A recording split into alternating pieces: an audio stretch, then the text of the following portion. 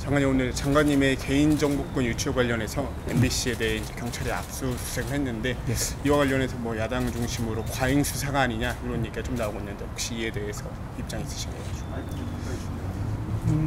저도 경찰에서 수사한다는 보도를 보고 알았는데요. 누군가를 억지로 해코지하기 위해서 주민등록번호나 수십 년간의 주소 내역이라든가 이런 부분이 담겨 있는 개인정보를 유포하고 그리고 악용하는 것이 드러나는데도 그냥 넘어가면 다른 국민들께도 이런 일이 있어도 당연한 것이 될 겁니다. 그래서는 안 되지 않겠습니까? 만약 그렇다면 말이죠. 제가 뭐 경찰에서 사실을 잘 밝혀낼 거라고 생각합니다. 제가 작년 청문회 당시에 제가 15년 전쯤에 주택을 사고 판 일이 있었는데 15년 전에 뭐 주택을 저한테 산 분의 인적사항 같은 건 저는 모르잖아요. 그런데 그 어떤 인터넷 편향된 인터넷 유튜브에서 그분을 계속 찾아가서 괴롭히고, 그분이 뭐 목사하셨는데 그분이 뭐 목회하는 데다 주변에다가 뭐 문제있다고 퍼뜨리고 이런 식으로 돼가지고 제가 굉장히 항의를 받았던 적이 있었거든요. 제가 당시에 도대체 저도 모르는 이런 인적사항을 어떻게 알았을까 굉장히 의아했던 기억이 납니다. 단지 저만 피해를 받는 문제가 아니라 그분이 그렇게 피해를 받을 이유는 없는 것 아니겠습니까? 그리고 아까 민주당이 뭐라고 비판? 과잉 수사가 아니냐 이런 얘기를 하고 있어요.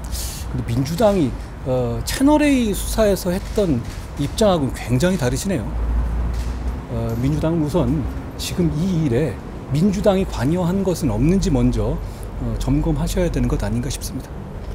좀 해당 기자가 사실 근데 뭐 대통령실에 대해서 안 좋은 보도를 한 이력도 있다 보니까 그거에 대한 뭐 좀 보복성 아니냐 뭐 이런 비판들도 좀 나오는 것 같은데 그거는 이제 여러 가지 해석의 문제고요. 지금 이 사안을 가지고 보셔야 될 문제 같고요.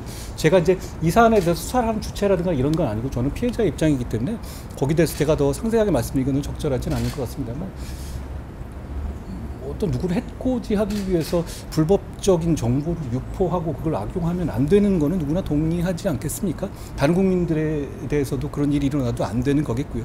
그게 언론계의 뭐 상례라든가 일반적인 일은 아니잖아요.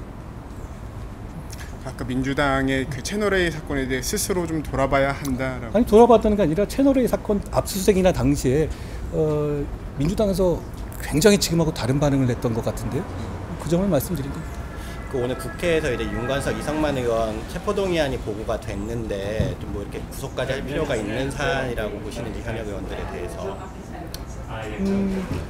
신문을 다른 모든 국민들과 함께 법관 앞에서 신문을 받게 해달라는 요청입니다.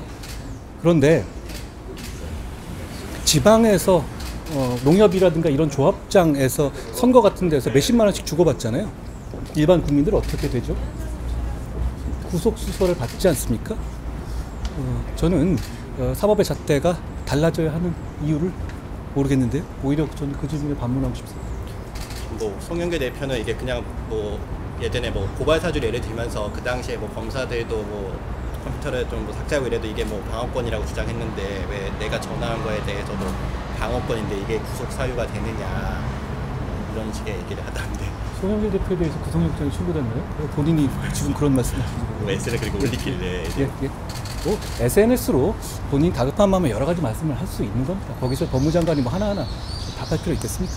잘 방어하시면 되죠. 예. 그렇죠. 예. 고생하셨습니다.